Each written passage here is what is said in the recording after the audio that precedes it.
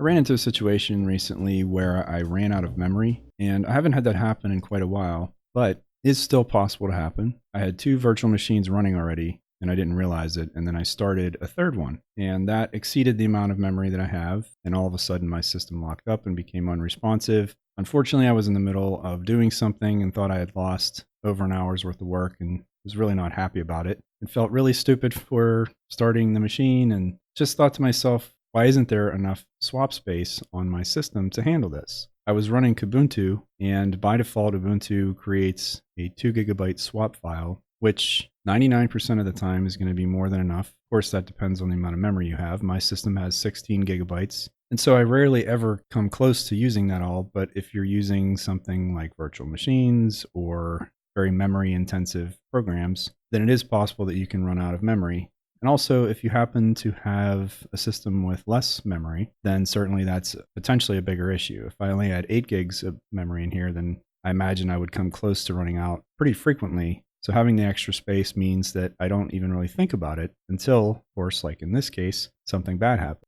Now, fortunately, my system did eventually recover. It took about 5 minutes, and I didn't lose any work, but it did get really weird on me, and the shell crashed, and everything had to basically get restarted. But fortunately, I still was able to save my work. So at the end of this, I considered the fact that I only had 2 gigabytes of swap space available and thought, well, that's kind of silly because I have plenty of hard disk space. So why don't I just make a larger swap file? And then the question came back to me, well, how large should it be? And these are questions that I had to laugh because I haven't thought of this in so long. Swap space and virtual memory on Windows, these were things for a long time. It was a consideration that you had to make because systems didn't have a lot of memory, and depending on what you did, you would frequently run up against your physical memory limit. And on Windows, that can be dynamic, so you can just set it to use as much as it needs it. And on Linux, I know there are some ways to have dynamic swap size, but that isn't commonplace that I'm aware of, and especially on desktop distributions, that's not usually the case. Depending on your distribution, you can either have a swap partition or you can have a swap file.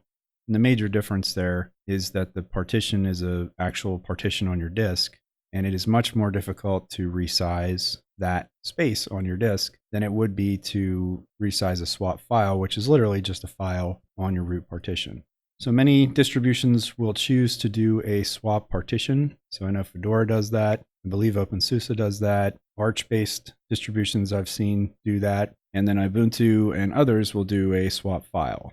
So the exercise I want to run through is setting up a swap file based on the size of the physical memory you have, the amount of disk space you have, and then the way that your system is currently configured.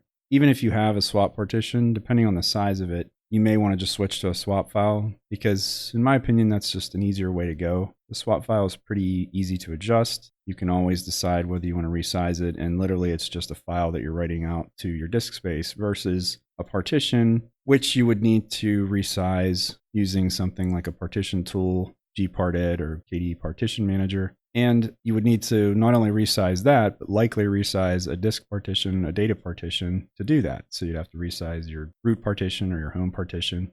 And it's just a lot of extra steps. It's not like it's that difficult. You can certainly do it. But if you have a running system, then you're going to have to boot into a live something, a live version of something, and then use its partition manager, resize everything, hope that all goes well, and then go back to your main distribution that's installed and make sure that's all working. Whereas with a swap file, as you'll see in the steps that I follow, it's literally 4 or 5 commands and you're done. So the age-old question of how much swap should you use in Linux, or on any operating system for that matter, but particularly here in Linux. There are articles out there that will take you through all of the idiosyncratic differences and reasons and potential setups that you might have that you want to account for. And really, when it comes down to it, and I hadn't thought of this in a while, but this is where I ended up many, many years ago, was I just always did double the amount of memory I have in my system, the amount of physical memory I have. So in my case, I have 16. I created a 32 gigabyte swap file. I have plenty of disk space available to do that. It's not an issue for me, and I can just get on with my life and not worry about it. The reality is I'm almost never going to use it anyway, but if in case I did something goofy, like I did with starting too many virtual machines, or there's some sort of process that kicks off that somehow eats up a ton of memory in the background, then at least my system's not going to crash, and I can either stop that process or at least save my work before I lose anything. So that's the strategy I'm going to take, twice my physical RAM. You don't have to do that. You can just add slightly more if you want. Let's say you have 8, you can add 4 more. But honestly, if you have the space for it, there's no reason not to just create the larger swap file and have it be there just in case. So I'll link to this article if you want to read through all of the potential things. They have a nice chart about how large it should be with and without hibernation. And hibernation is another consideration. If you want to use hibernation on your computer, then hibernating to disk takes your physical memory and writes that into your swap file. So you need, not only will you need to create the right file size for your swap file, but you also need to set up some different things in terms of how that hibernate process works. I'm not getting into that here. Not a lot of people use hibernate anymore. If you're using a mobile device, a laptop, something like that, you're more than likely just using sleep. And sleep is just keeping the memory powered while your system is in a dormant state. So it's a completely different thing than hibernation. I'm going to follow the suggested method by an article I found on DigitalOcean. I have no affiliation with DigitalOcean. I know they're supporting a lot of podcasts and things that I'm listening to. It just so happens I also use them for some of my server stuff, and they have really great articles, which you've probably heard people say. But if you haven't experienced that, they really do have some excellent guides for just about anything you can imagine when it comes to system administration on Linux. Right at the outset, they have a big warning about, swap is recommended for traditional spinning hard drives. Using it on SSD can cause issues with hardware degradation over time. So this is not untrue, but I will say that on a single desktop system, any of the consumer grade SSDs that are available today, unless you are buying the absolute bottom of the barrel SSD drives, the amount of cycles and write and read cycles that those drives support is astronomically huge. Not that you can't get there, but it's going to take, I think the estimate I saw was something like 8 to 10 years. And I could be wrong on that. And that's going to depend on your use case and things like that. I've been using the same SSD drives in some of my systems for over 5 years and have seen no degradation in performance. Of course, it's possible, but that's possible with a spinning drive as well. So if you are concerned about this, then at the end of this article, there's a couple steps to adjust the swappiness in terms of like how active and aggressive your system is with swapping. You can turn that way down so that even with an SSD, it's not going to be doing much writing and reading, if any at all, because you're never going to get to the point where your system wants to swap out things to the swap file from memory unless you're running out of memory all the time. And if that's the problem, then I wouldn't rely on a swap file in the first place. That just means that you don't have enough memory in your system to do the things that you're trying to do. And in that case, I would say it's time to pony up and upgrade your memory, because swap file is really just sort of a safety net, in my opinion. So I'm really not going to explain what swap is. I mean, essentially, I guess I am. So swap is really just in case your system runs out of place in physical memory to put things, because every program you have running, all your disk activity, basically everything your system is doing it in physical memory. Because if it did it on storage media, it would be excruciatingly slow, even on an SSD. The difference in speed between physical RAM and even the fastest SSD is worlds of magnitude. So everything your system does counts on your memory, which is why if you're using a lot of programs, it's going to use up a lot of memory. And then once your system runs out of memory, it has to do something to get more memory. And either that means you're going to have to close applications, or your system's going to become unstable like mine did, or you have this swap file in place that it's essentially acting like an overflow for the physical memory. So there you go. That's a very rudimentary, non-specific description, but I think you get the idea. It's basically, especially in this case, really just meant to be a safety net. All right, so the first thing we're going to check is what your current setup is with swap. You may not have any at all, and there's a couple of different ways to do this. We're going to do everything by the command line, but if you have, if you're running KDE, Plasma, or basically any desktop environment is going to have a system monitor. And if you look over at your memory and swap history, it's going to show you the amount of physical memory and how much is used, and then your swap and how much is used. And in my case, I'm using 0 of 16. I know that's an inconsistency because I said I doubled it, and that was on a different system. I'm actually on another install of Ubuntu right now, and I actually only set that to 16. Anyway. So we can check to see what it is in the system monitor, but we can't actually do anything about it there. So that's why I'm just going to run through this in the command line. So let's take a look at this in Ubuntu. See how this looks. Now, of course, this is a virtual machine. I've given it 4 gigs of memory. So what I'm going to show is just how to get that up to 8 gigs because I'd want to have twice as much. I'm not going to follow the instructions exactly because the instructions I found, they're written in such a way that it assumes you don't already have a swap file. Since this is Ubuntu desktop, it's not quite the same. This is for 1804 server. So the first place to start that makes sense to me is to start with the fstab file because that's what's going to show you what's mounted at boot on your system. And if you have either a swap partition or a swap file, it's going to be in there.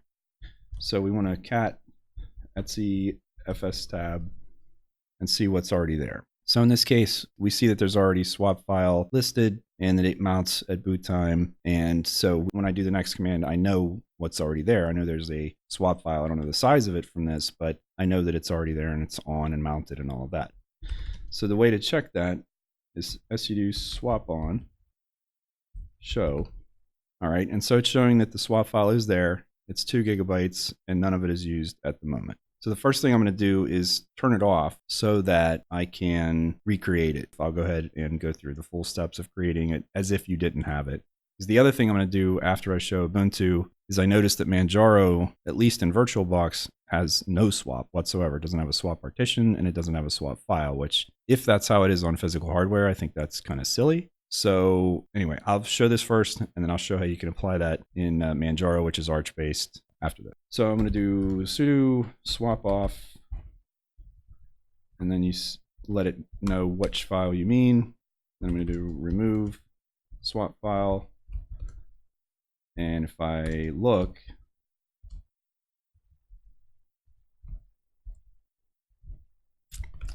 there's nothing there now. The next command I want to run is fallocate. And I want to set the size of the file. So in this case, I have 4 gigabytes of memory and I want to double that. So I'm going to create an 8 gig file and then tell it where that is. Actually, no, I'm not going to do that. So the file is gone. At this point, it's a good idea to check and see how much space you have available in root. So let's do a dfh and looking for root, which is here. So I have 22 gigs available, so 8 gigs. And this is a virtual machine. You're going to have a much larger disk than 30 gigs. I have enough room so I can go ahead and create that file. So I'll do sudo fallocate L8G for 8 gigabytes and then tell it which file, so 8 gigabytes. Now if I do my ls, you see that it's there, but because it's a new file, it has the wrong permissions to be a swap file. So I need to sudo chmod 600 swap file. All right, and if I look again, now I have the right permissions. My next step is to flag this as swap or make it a swap partition, swap file. So make swap, setting up swap space. And then my last step is to set it to on, or actually, I don't know if it's technically mounting it, but sudo swap on swap space or swap file. Now I can come back and do my swap on show command. And there we go. And so that's what I meant by swap file being that much easier to deal with. If that was a swap partition, I would have to go into, you know, gparted, which isn't even, oh, there it is. Nope, it's not even installed. So I'd have to install it. And I couldn't do it on this machine anyway while it was running because everything's mounted. I'd have to unmount the swap. I couldn't resize my root partition because it's mounted, and I can't unmount my root partition on a running system. So it's just so much more challenging and so much more work to deal with swap partition than it is for a swap file. I'm sure there's somebody out there that can give me a good reason for why a swap partition is a better idea than a swap file. For me, and especially in the sense of using it as a desktop system, swap file just is way, way, way, way easier, as you've seen here. Okay, so because it's already in the fs tab file, which, I can show that again. I didn't have to come in and change anything, but when I switch over to Manjaro here in a second, you'll see I have to follow the same process, but I need to also set up my FS tab so it automatically mounts at boot. So let me go ahead and jump over there and show you what that looks like. All right, so here I am in Manjaro, and much to my surprise, if I were to look at the FS tab file, there is only a root partition. So there's no swap here. If I were to do sudo swap on show, there isn't any. So that's an even worse situation than having a 2 GB one, in my opinion. I have to follow up on this and see what the deal is, if Manjaro just doesn't have swap files or swap partitions, or if it was something that I missed in the installer. It is possible, but we're going to rectify that. And it's the same steps that I just went through, except again, I'm going to have to change that FS tab file. So we want to fallocate. Same deal, 8 gigs. Oop. And holy smokes, I can't type swap file. All right, and then we want to, let's make sure that's there. Yep, we have to set our permissions. All right, then we can do swap, make swap, and then swap on. Holy cow. Some days you have it, and some days you don't. All right, so now come back and we look at swap on show. Hey, looky there, just that quickly, we've now got swap space. And if I, okay, that's fun. All right, and then we look, so now we have 4 gigs of physical and 8 gigs of swap. All right. All right, so now I'm going to edit my FS tab file.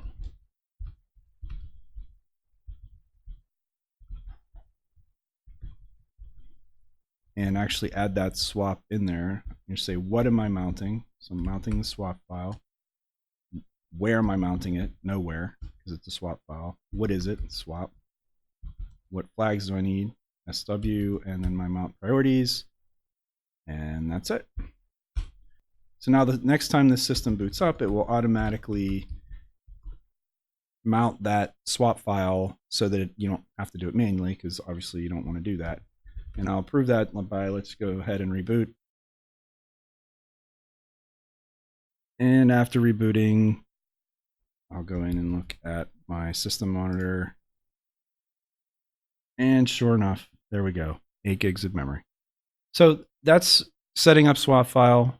I've gone through the reasons why it makes sense. The amount depends on the amount of disk space you have, the amount of physical RAM you have. If you can afford it, I would say that the more RAM you have, the less swap space you need. And that's simply because you're less likely to run out of it. So when the article I link, it'll show you, again, some of the formulas and thoughts behind why you would pick a particular size. If you have the space, just make a larger one, then you won't ever have to worry about it. If it's a problem for you, then put some thought into it. If you have 8 gigs, I would say it's probably worth having an extra 8 gigs as a swap file, just so that you're safe. If you have 16, then maybe you can get away with 8. It's totally up to you. That's what's so nice about using the swap file approach to this instead of the swap partition. You can do this, and then if you decide you need more space back from it, or you need a bigger swap file, you see that it literally takes minutes to do, and it's just really not an issue. It's an issue if you don't have it, and it's an issue if your system didn't give it to you when it installed. So you definitely want to check and see what you have now and figure out what works best for you. If you have any questions about it, comments, anything like that, happy to discuss it in the comments and, do follow-ups or whatever is helpful for everyone. But I really do hope this prompts you to at least take a look and see what you're doing now, and just make sure that you don't run into a situation like I did where you potentially lose valuable work, and that will just ruin your day. And hopefully I can save that from happening. If you enjoy these videos, please do like and subscribe so that you see whenever they come out. And with that, I say goodnight to you and hope you have a pleasant tomorrow. Take care, everyone.